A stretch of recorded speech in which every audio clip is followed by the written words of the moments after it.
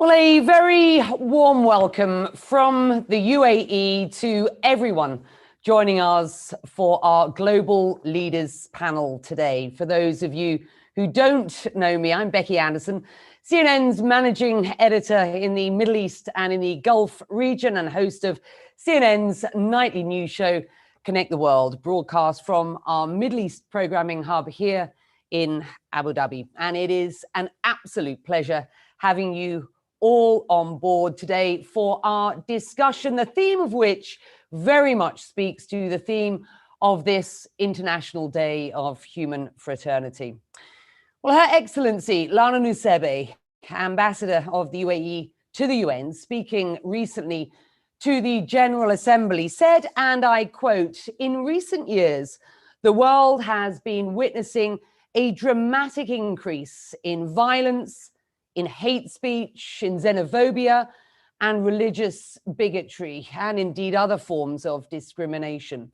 In the face of such transnational threats, Her Excellency said, we need to support initiatives that encourage solidarity and unity among people in the spirit of human fraternity." Well, I think it goes without saying that the COVID-19 pandemic and its economic consequences have only exacerbated the problems that the world faces. And I would argue that there has never been a better time in our modern history to discuss the values of human fraternity in providing us a better future for all as we emerge from this period of global insecurity. Well, to that end, we will spend some time today on our panel discussing the impact of the coronavirus pandemic and initiatives specific to the institutions and foundations that our speakers represent, which might best promote practice and policy in advancing a culture of mutual respect.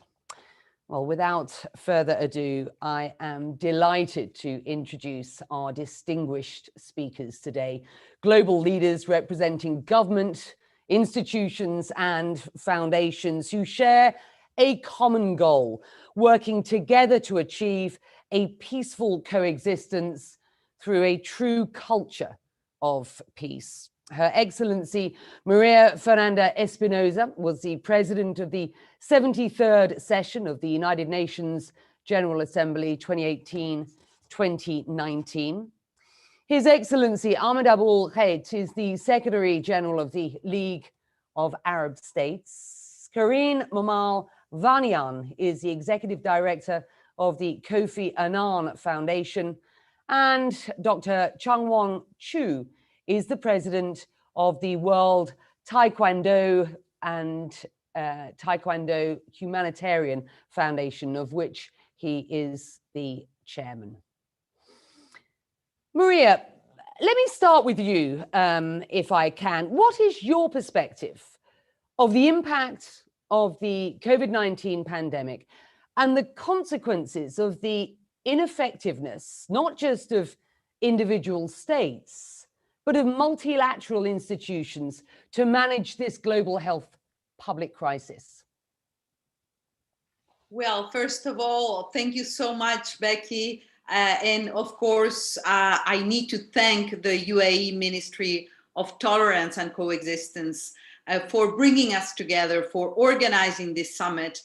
I think it is the best way to commemorate the Day of Human Fraternity. And of course, greetings to all the distinguished panelists today. So we are here, I think, to reflect on the need to remember our humanity and the need for a peaceful coexistence. And you said it very, very clearly.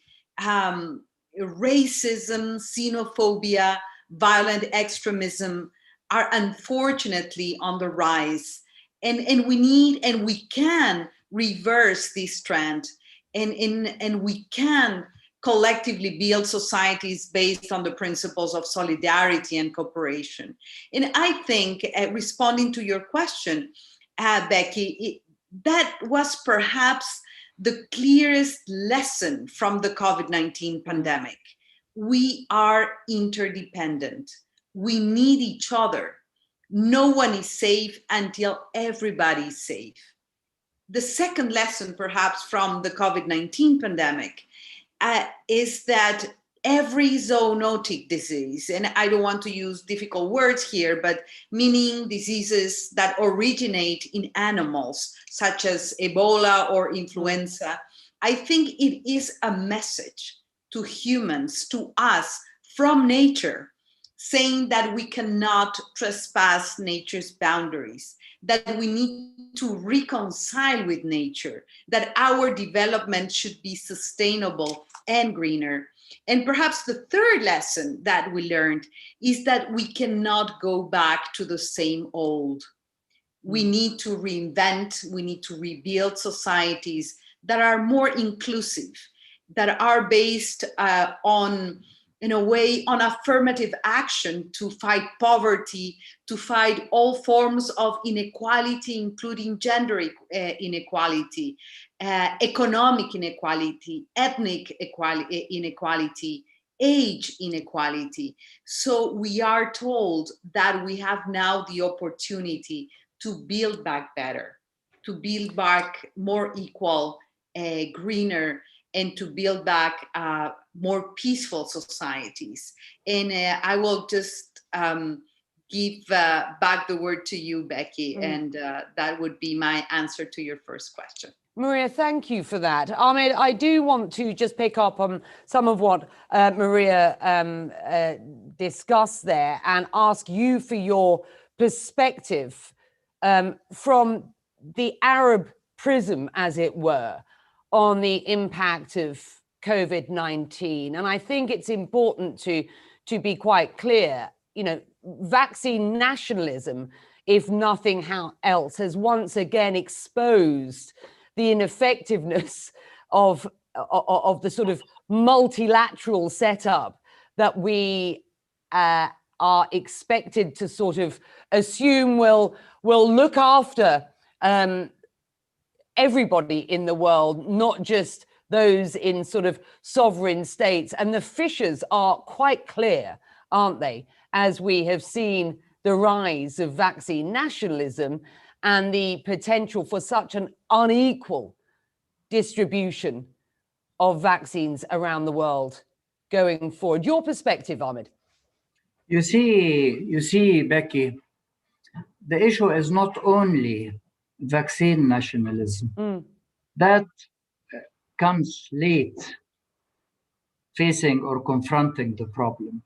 The problem that faced the Arab world over the last, say, 12 months is that the Arab world, Arab countries are very wide. They extend over 11 million square kilometers. So their reactions varies. There are those who could cope with the situation. They understood what was coming, and they acted in earnest, such as the country where you are staying right now. There are others who came late, and the ramifications of the COVID itself on their economies and the resources that were converted or diverted from services and development into challenging or confronting the COVID. So comes this. Then it is tourism is affected, and tourism is a main factor in sustaining such societies. Then comes also the issue of oil prices and gas prices. So combine this all, and you find a country like Egypt, for instance, who is 100 million people, was planning a growth of 6.5% to 7% annually, and it dropped according to World Bank and IMF, into 2.5 to 3. So it affected them. That is one aspect of the issue. The second aspect is the region tried to close, or at least some of the countries tried to close.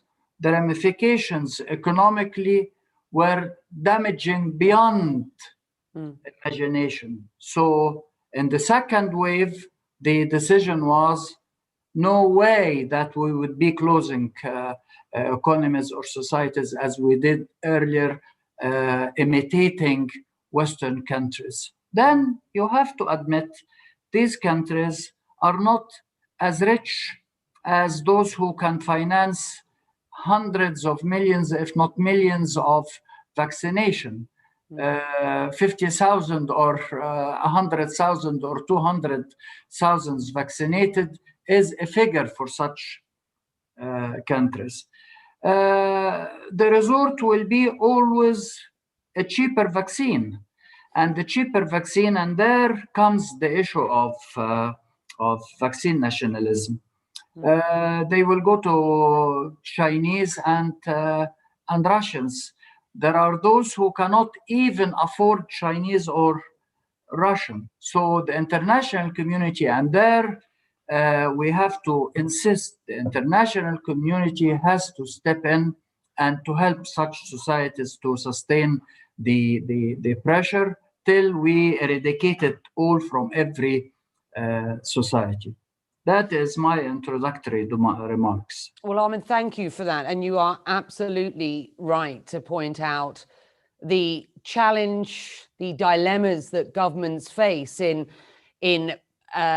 keeping their economies open and keeping their communities safe. And you are right to applaud the leadership here in the UAE, who I think it would be fair to say is applauded around the world for its initial acts based on science rather than politics, its efforts in track and trace early on, and then indeed its efforts on what is a mass vaccination program here in the UAE, which has upwards of some 30% of the population now vaccinated. And I will add to that the efforts being made here, which very much speak to, again, the issues that we will discuss today with regard to human fraternity, the UAE's efforts to ensure that they can play a significant part in the supply logistics for the distribution of vaccines around the world in order that as many people as possible can be vaccinated. We are only as strong, of course, as our weakest part. Karine, from your perspective as director of the Kofi Annan Foundation, how concerned are you about what we have witnessed, experienced, and its impact over the past year, and what the challenges might be going forward? Good morning, Becky. First of all, let me tell you how happy I am to be part of this panel. For me, it's a completely natural fit, because if anyone was a proponent of human fraternity, it was our founder, Kofi Annan. And he used to say that, you know, we may be of different religions, we may be of different colors, we're just one human race. So I think he would have been very happy to see me here participating in this panel. From the foundation, Becky, what we see is that this COVID pandemic is a little bit of a test for humankind. It's a test of our ability to react to shocks and to show our resilience. And so far, I would say we have not quite failed, but I would give humanity a C- on this test. And I'll tell you why. I think on the minus side, what we've seen is that a crisis that should so obviously unite us, because as Maria, I think, said, you know, we're not safe until everyone is safe. This crisis has divided us. There has been a lot of acrimony. There has been a lot of finger pointed. And several of you have already spoken of vaccine nationalism. In fact, the head of WHO, of the World Health Organization, Dr. Tedros, said that until now, 75% of the doses of the vaccines that have been administered have been administered in 10 countries only. So there is inequality and there is nationalism, even in a region that is quite united as Europe. We've seen a bitter row between the United Kingdom and the EU, you know, over the vaccines. So this has not been a great success. Second, we have also learned that the effectiveness of the of the response to the pandemic at the national level has been not really based on the wealth of resources of that country, or even sometimes on preparedness. It has been a factor of the quality of leadership and the quality of civic engagement, which means the effectiveness of the response is based on trust of citizens in their governments and trust among the citizens. And that is a problem. That is not a problem. That's how the response is effective. But unfortunately, trust is very difficult to establish when communities are rife with disinformation. And the United Nations has spoken of an infodemic, which is a pandemic of disinformation. And what we've seen, unfortunately, is that what we already knew from the world of politics is that the disinformation spread like wildfire on social media has been a very, very, very negative factor.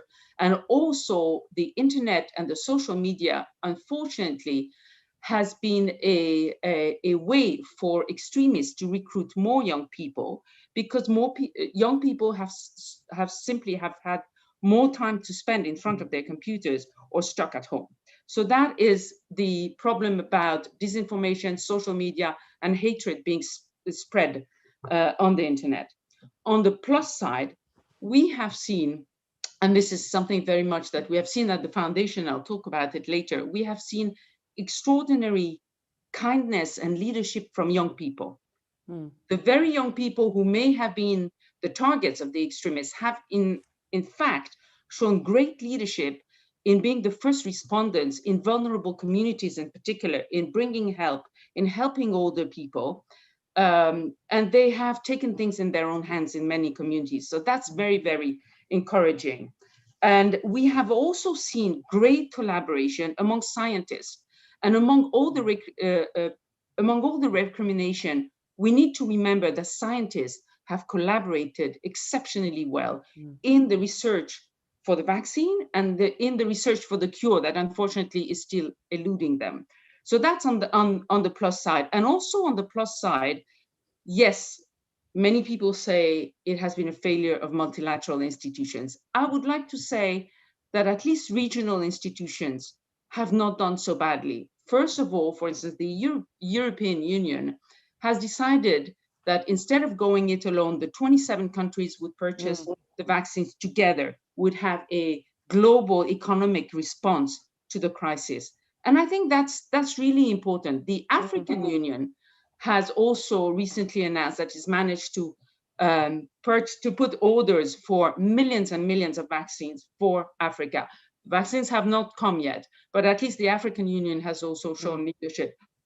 And the World Health Organization, despite its faults, despite the criticism, has put in place this mechanism, the COVAX, that would be very important if people take it seriously and if countries play the game. So again, I would say we deserve a C- so far. Yeah, I think if countries play the game is what we must underline there, because as the head of the WHO pointed out, and you alluded to a number of the points that he has made, he has said that the world faces a catastrophic moral failure should it not deliver on the promises that have been made on paper. It's not like countries haven't signed up.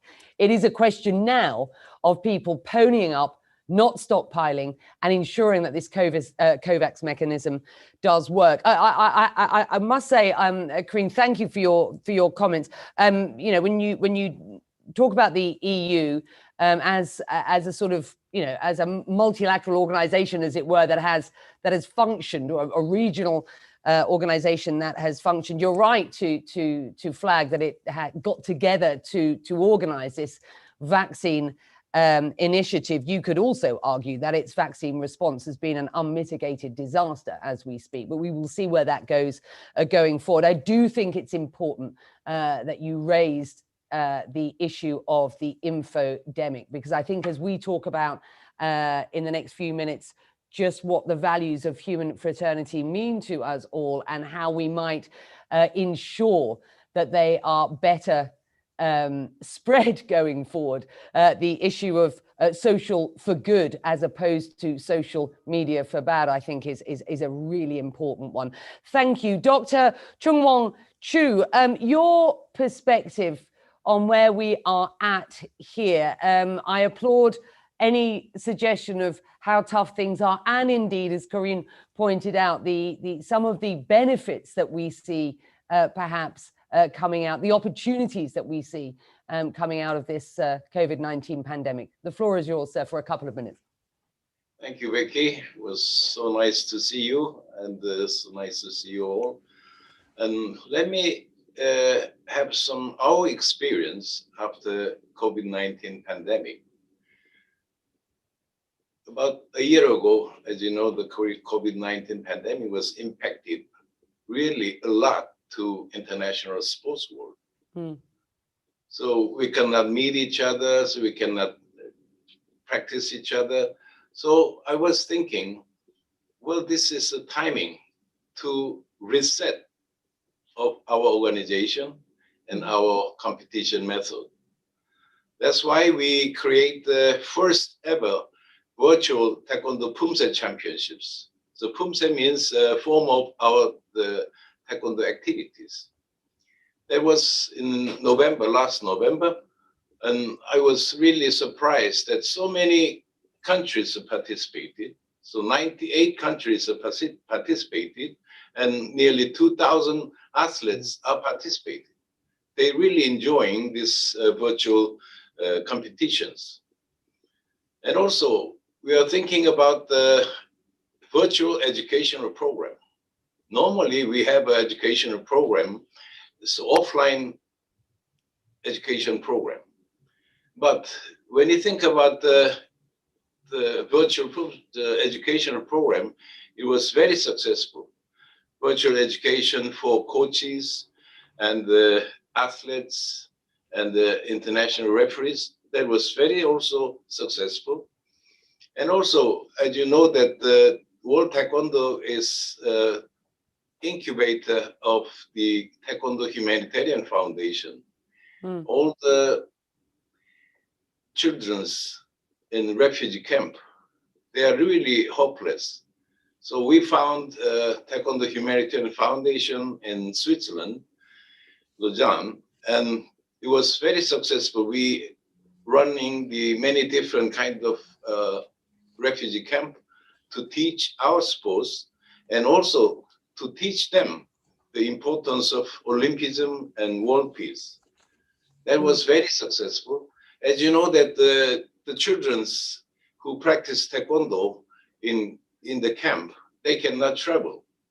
They cannot travel. So that's why we are planning to organize virtual Pumse competitions among camps practitioners. And for instance, Azra camp in Jordan, some hundreds of the children are practicing Taekwondo. And we hire the coaches and we give them an educational program about the world peace and Olympism. Those kind of things, we can give them hope and dreams. So that was very successful. Actually, we are planning to organize virtual Taekwondo Pumse Championships between the camps. So in June 20th, as you know, the June 20th is the Refugee Day. So around those time, we are going to organize virtual competitions. So actually, after COVID-19, the pandemic impacted, and we found another way to support our children, our practitioners, to serve as a good global citizen. So our aim to create the Taekwondo Humanitarian Foundation is not only teaching our sports, but also to teach them the importance of Olympism and world peace and how to live as a good global citizen. So it was very successful. So using, I think, this COVID-19 pandemic situation to support them more easily, and it's good for them to introduce. And I think that's a great opportunity and springboard for us to consider what values of human fraternity mean to all of us at this point. Thank you for that, and discuss some of the initiatives that our other panelists and policies that our other panelists would like to provide some information on as far as promoting a sort of better sense of coexistence going forward. Look, this challenge of this pandemic coming as it has at a time when we have seen a dramatic increase in violence and hate speech and in xenophobia and other forms of discrimination, and where once we might have focused this discussion on how those issues beset a region like the Middle East, so we have seen evidence of all of the above, plus, in scenes from across the US, for example, over the past 4 years, the emergence of domestic terrorism, of extremism, of white supremacy, of the peeling away of the layers that have exposed sort of fissures of racism and bigotry in the US, in states across the country, and indeed in places around the world where once there might have been a sort of a cloak of respectability thrown across these fissures. We've seen the rise of populism oftentimes alongside the rise of these issues. So I think at this point it is important that we discuss how we might emerge stronger. And I'd like to better understand from each of you, and Maria, let's start with you, about what that better future might look like. And what do you believe the term human fraternity, what does it mean to you personally? Well, Becky, I think that what it means, it's that we need to recall that we are all part of the same race. We are all humans, and we need to remind ourselves that we are humans and we need each other to survive. Human fraternity is, the fundamental principle for human coexistence. And I think that, and when we say peaceful coexistence, it means among cultures, among religions, among political systems.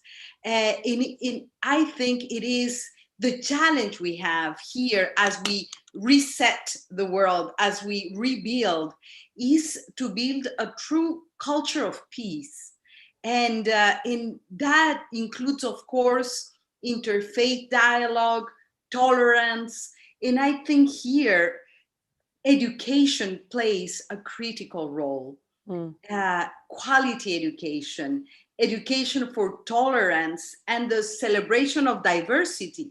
Sometimes we think diversity is a problem or an obstacle. But we should think about diversity as an asset, as a source of wealth, of different worldviews, perspectives, background, knowledge, cultures. And I think that this is the raw material for this moment of reinvention that we are living in. I agree with Corinne. I mean, I would give it, I'm perhaps less optimistic, perhaps a C, not a C plus, but we have at the same time this, opportunity to just not go back to the same old because it didn't work. We were not properly prepared for the pandemic.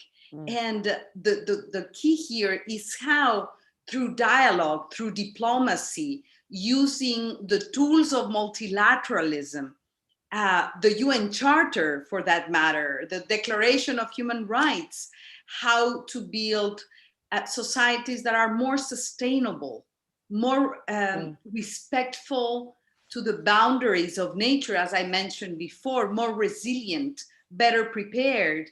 but also to fight something that has, come to the surface in a way because of the pandemic, which is the pandemic of poverty and inequalities. We are saying, COVID has affected and touched every country, every corner, but it hasn't affected, everybody in the same way. The poor, women, girls, refugees, migrants have suffered more. Indigenous peoples, and here I am speaking as a Latin American, indigenous peoples in the Amazon region. So I think this has been a very hard wake-up call, and the answer is more solidarity, more dialogue, more diplomacy, more human coexistence.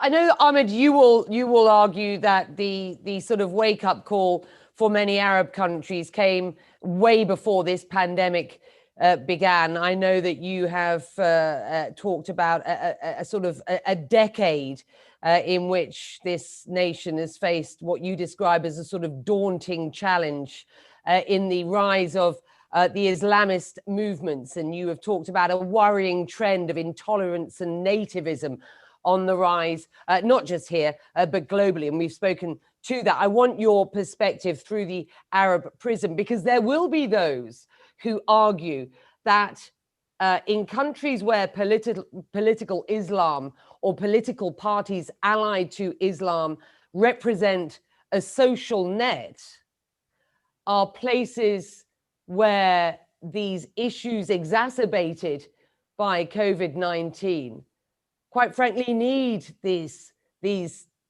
organizations, these arms, to provide the support that is otherwise not provided from government and other institutions. Your thoughts? You see, Becky, we have to focus. Yes, the idea of human fraternity is a great idea. And launching it last year was a great event and a great endeavor. It will not fall on us out of the blue. We have to work for it. We have to exert efforts in order to pacify our societies and to change the dominant culture there. My concern is, at least when it comes to the Middle East, and the Middle East or the Arab region, as I told you, is a very wide and large and diversified. It is diversified. You have many, many ethnic groups, you have many religions, and you have a lot that is challenging and conflicting with each other.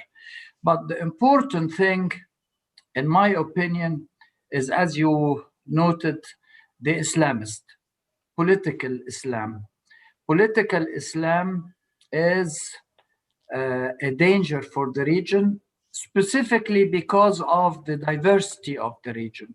You have Christians, you have Shias, you have Muslims, you have different sects within.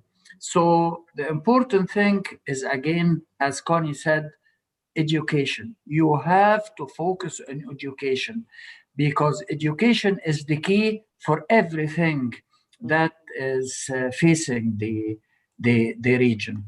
Of course, moderating the religious speech is also very important. Governments, I think, came to note the challenge, and they are moving away from confronting only through security arrangements and security measures to widening the scope of confronting the Islamists. How are they doing this? Mainly, again, two factors: education and change of the religious speech, the message that comes from the mosque or from the church. That is important, but there is a third element that has risen over the last 10, 15, 20 years, which is social media. Social media is creating havoc in that region. Not because of anything, but mainly because education is not as it should be. There are certain simple people who absorb certain ideas, as again was stated, and they are easily attracted to groups that would indoctrinate in them certain courses of action. So the social media has to be regulated. You cannot just leave it because freedom of speech. Freedom of speech often creates havoc on societies, as we have seen on the 6th of January, yeah. in the capital. So to sum up, it is not also limited only to the Muslim world, as you said. In the United States, the most developed economically and socially is suffering from certain behaviors and certain actions that are, in all honesty, shocking all of us. So a concerted message, a concerted action has to be created. And there, the Pope and Sheikh Al-Azhar were great in combining efforts of Christianity and Islam in plotting a course. We have to stick to that course, and not only to stick to that course, to open up societies to the danger of what we are facing right now. Thank you. And thank you. And Corinne, I want to pick up on a couple of points and get your response, because as Ahmed pointed out, you know, social media can be for bad as much as it can be for good. And sadly, and what is happening in the States is a very, very good example of the spread of mis and disinformation and the plague that is conspiracy theory and everything that goes along with that. And what we have seen in the States, of course, is the sort of self-regulation by some of the social media companies, getting ahead perhaps of any government legislation or regulation that might otherwise come down the pipe. Because, and I wonder how you feel about regulating social media as opposed to these companies self-regulating, because as part of the discussion on human fraternity, led by the Pope and the Grand Imam, of course, we talked a lot about freedom for people, freedom, and that includes freedom of expression and freedom of speech. And there will be those who argue that regulating social media platforms, of course, will do away with some of those freedoms. I just want your thoughts on that, and indeed your sense of how important education is going forward, before I close this discussion with Dr. Chu, whose father I know was embedded his life in pursuing education for all. Corinne, first to you. Yes, thank you, Becky. But before we come to the issue of social media, I think you also asked us, what is human fraternity for us? Sure. First of all, it's an ethical imperative, first of all. And I think all main religions recognize the inherent dignity of each human being. This is what human fraternity is about, is recognizing that each of us have the same rights. It's a matter of human rights, of profound ethical need. So that's the first thing. But beyond this ethical dimension, human fraternity is also a pragmatic approach to things. It's a political pragmatic approach to things. And Kofi Annan put it very well. He said, unlike in the past when civilizations rose and fell in a zero-sum game, today, because the world is so interconnected, all nations will rise or all nations will fall together. And I like this quote because it is self-evident, and yes, we fail to see it time after time, as we're seeing worryingly now with the COVID. So as much as the virus does not distinguish among colors and religions, climate change will not. Rising seas, hurricanes will not stop at the border, and they won't care who the people are that they're affecting. So what the sort of vaccine nationalism that we're seeing today, if it turns into a climate nationalism, it will be a big problem, because obviously that means we won't be able to respond to this existential challenge that is coming our way. One of the things that we've seen, interestingly, in the climate debate is the disinformation on social media. I think the climate deniers invented disinformation before the anti-vaccination movement. So this is where we come to social media, and you're absolutely right. I think governments have really struggled because the technology has evolved much faster than policies.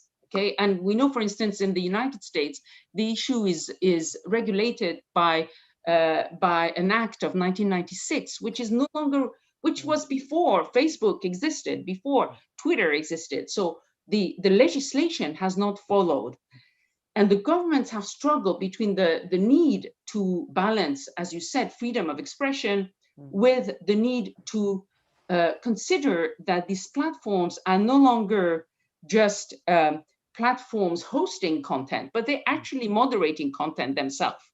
And we actually held a debate last week in Geneva, where we're based, on the recent decision by Twitter to ban President Trump forever. And a lot of voices in Europe that were not very friendly towards President Trump asked, is it a decision that is Twitter to take?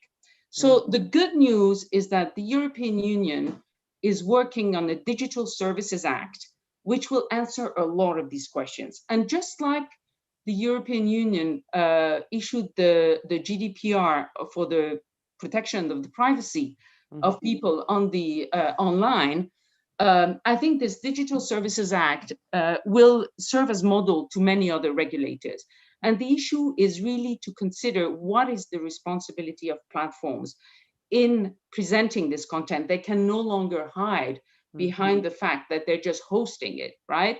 And we actually at the foundation are working closely with actors such as Facebook, and they are clamoring for regulation and legislation. They want it because, how can you moderate effectively content of billions of people? I mean, 2 billion users of Facebook. It's just impossible to moderate it effectively, and you can have the best algorithm, and yet you will always have hatred spreading like wildfire on these platforms. So this is really going to be a very, very important issue, and I think the COVID pandemic has accelerated our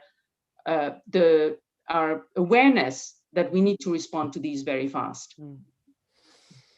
Thank you. Your points are extremely well made. We've just got a couple of minutes left. I think we could carry this conversation on for some time longer, but I'm told we only have a couple of minutes left. So I do want to just leave the final word to Dr. Chung-Wong Chu, whose father, as I understand it, created the Kyung-hee University system to promote education in the Republic of Korea. And I know that you, perhaps through your father's work, have taken a life motto, I was told, that peace is more precious than triumph. And coming from somebody who is the president of the World Taekwondo organization and the chairman of the Taekwondo Humanitarian Foundation, do just explain to us how important your father's legacy is and why you believe it is relevant to this day.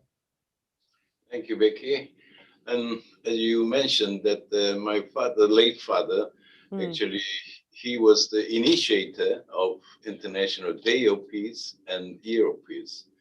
It was in 1981. So this year happened to be celebrate the 40th anniversary of International Day of Peace. So World Taekwondo Federation, we are planning to have organized Sports and Peace Forum in Wuxi, China, on the occasion of World Taekwondo Championships. So we are expecting around 200 participating countries are gathered for World Taekwondo Championships. So during that occasion, we are planning to organize a Sport and Peace Forum. As you know, that Taekwondo is a combat sport, but we are always speaking about the Taekwondo through peace. Mm. And as you remember that the last 2018, we organized Pyeongchang Winter Olympic Games in Korea. During that occasion, we invite North Korean-based Taekwondo demonstration team to Pyeongchang, and we work together and we celebrate the Olympic Games in Pyeongchang. Mm. So Taekwondo can contribute to our human society. I'm always thinking about after it became as an Olympic sports should do something for our society. Mm. That's why 2009 we create also World Taekwondo Peace Corps organization, and we dispatch about 30 some countries and 2,000 volunteers to teach Taekwondo and plus, of course, in the world peace. Mm. So this kind of activities, every sports should participate together. Mm. As I mentioned, in Azraq in Jordan, we have many Syrian refugees.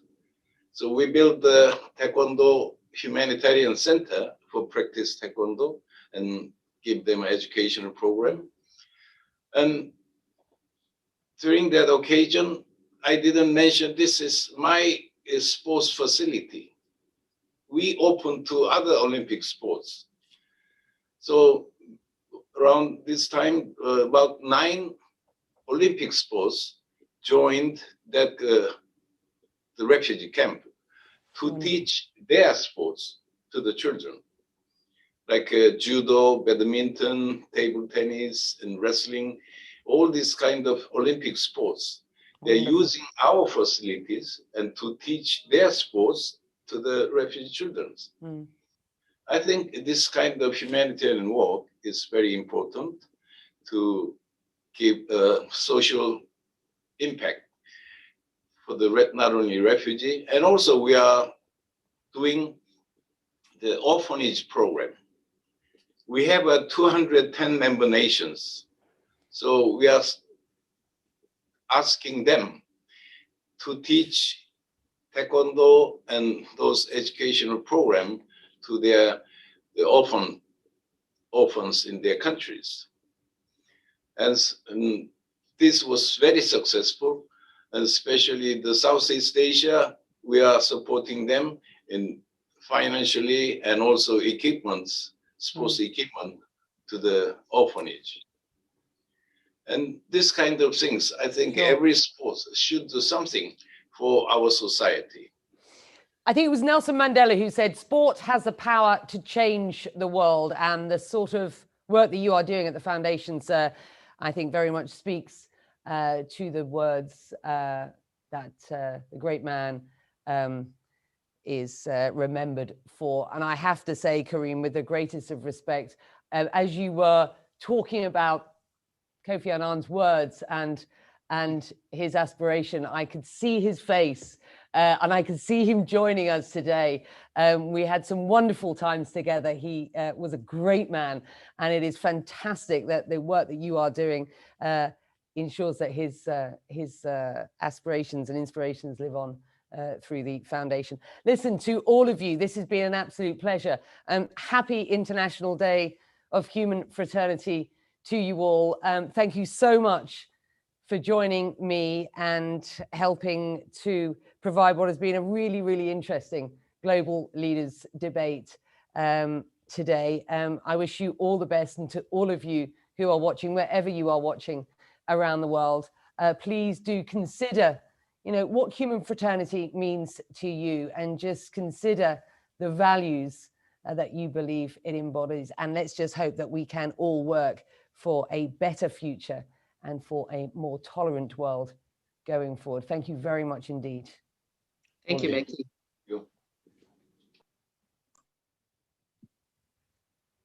Thank you, Becky.